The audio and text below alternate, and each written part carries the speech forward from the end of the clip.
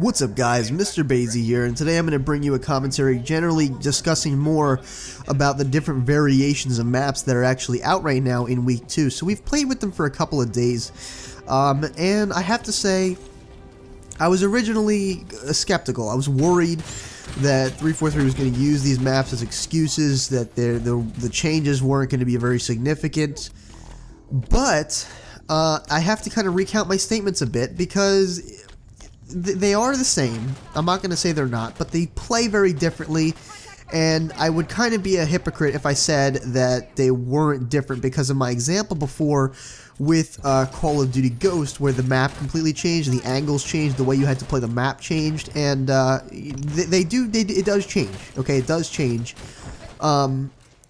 The differences in terms of the way the map looks are not as significant, but there are different routes, different angles, and things like that, like I did say before. So I think these meet the minimum requirements of, again, what I said would qualify for me to be considered a different map. Now, that's not saying that I don't think that, you know, the maps are a teeny bit similar. They are definitely similar, like Eden, for example, the kind of the night version of Empire, basically adds 2 bridges, eliminates a jump spot, adds scaffolding to one area, and makes it nighttime. Now that does change the way the map's played. I will admit. So again, it qualifies as the minimum. But in terms of, and by the way, I do, just for the record, I like the way Eden looks a little bit better than Empire. I feel like I like it more. It's really fun to play on. I like the nighttime aspect. That's really intriguing to me. I do enjoy the nighttime gameplay. It's very nice. I feel like they did a good job in terms of that, so I'll just say that. But the differences are minimal. If you actually look at what's added to the map, it's not very much. So one of the little jump spots that actually would just kind of be like a ledge on one of the main bases. Also, the sniper rifle spawns at different spots. There's a sniper rifle, I believe, on each end of your spawning base, and rather than spawning on those ends, you would spawn normally where the snipers would spawn on Empire. It's a little bit confusing, but that's generally how the map is. And one of the jumps on the, like I said, one of the jumps on those main platforms or those main bases was literally just like a perch or like a, you know, like a ledge that you could sit on or dip out to.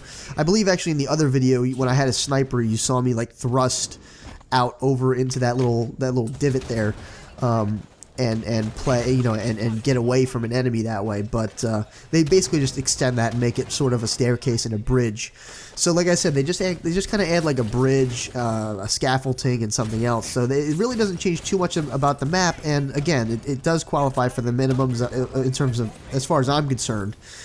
But I would rather see them go with different maps. Now I do enjoy the variations, but I'm still skeptical whether 343 is going to use these kind of maps as excuses not to put other ones in, and actually, you know, have these as legitimate different maps, because in actuality they're not. Now they do play different, and I'll be honest with you guys, I'm not quite sure what the name is. I'm drawing a blank for some reason right now, but the Truth, essentially the different version of Truth, which is like all grassy and kind of decayed, different angles. That one actually has a lot of changes to it. Now you know, your bases are connected to middle. The right and left hand sides are connected to middle as always. The bridge is still there. The picture was kind of sort of a fallacy. It wasn't really the way that the map is portrayed. Middle is much different. There's tall walls, so you can't actually see into middle. You can actually clamber on top of some of the edges on middle, and I do in the jump spots video that I'm going to be putting out. I actually have a few jump spots that allow you to get into middle, maybe get a couple shots on people or get the drop on them that are sort of, you know, they're not the normal jumps the way you get up there. But I do like the fact that everything is connected. The 2 main bases are connected to middle. Again, the 2 sides are connected to middle. The 2 sides are actually a bit different, so, you know, props to them that they changed it up. The map plays very differently than the other midship, and I gotta be honest, I think I like it a bit better for some reason. For whatever reason that is, I do enjoy it. Again, I'm finding that same problem I had originally on Truth. Now that I finally kind of got used to Truth, you know, for the most part, I'm finding myself kind of having a difficult time on its variation. But I do like that one better. I feel like it plays very well. And I do enjoy it. Fortunately, I get that one a lot. I kind of wish I got Eden a bit more. because I do kind of equally enjoy the nighttime gameplay. I think I enjoy the variations a little bit more than the regulars, but the regulars are fine. I really do enjoy them. Of course, Truth or you know, in the past, Midship is always going to be a classic, so I'll always love that map. But the variation wasn't interesting to play on, or it was interesting to play on, and I did enjoy it. And I was having a lot of fun on it, mainly because it was a new map. Probably it was a new map, and I do enjoy. I like the angles, I like the innovations they've made, and the jump spots that I found are kind of interesting. I really can't wait to show that to you guys. And you know, while I'm on that topic, I just want to touch on jump spots and my light rifle kill times. I'm debating on whether or not I want to wait till week 3 so I can get those jump spots and kind of just include it in one big lump sum of, you know, the week 1, week 2, and week 3 maps, jump spots, as well as light rifle kill times, because they might also introduce a weapon into week 3, and I'll kind of want to do that one as well. So I might just do 2 separate videos, because why not? You know, I mean, I don't really see the problem with it. I'm sure, unless you guys have a problem with it. I might just do, you know, week 1 and week 2 jump spots, light rifle kill times, and then week 3 jump spots and whatever kill times are in there. So I don't know how I'm going to do that, but I'm going to be bringing that to you guys very soon.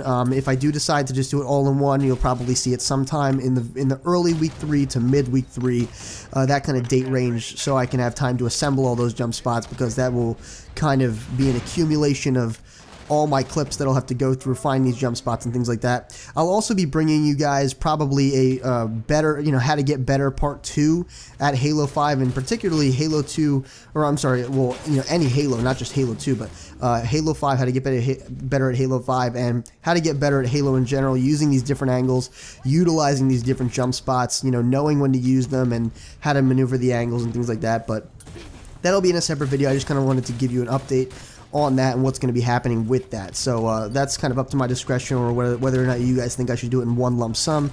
But you know, that's what's coming on the horizon. But back to the way these variations are. Like I said before, I was a bit skeptical at first about these variations, but I have to say, now that I've played them, they do, like I said, they do qualify as the minimums, and I'm not gonna lie, they're enjoyable to play on. I do like it.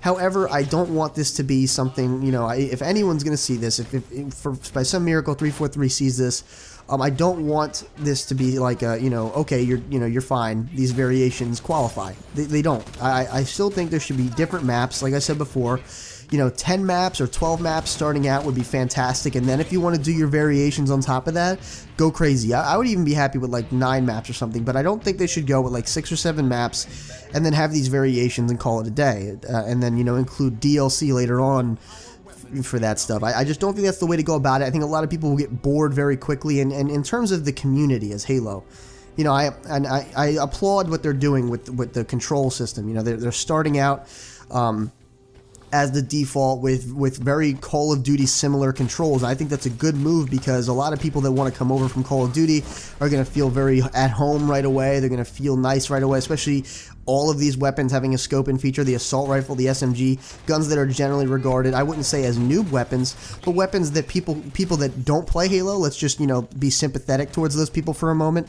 People that don't play Halo that want to come over and give it a shot are a bit better, you know, they're a bit more well off. They're more well prepared right off the bat.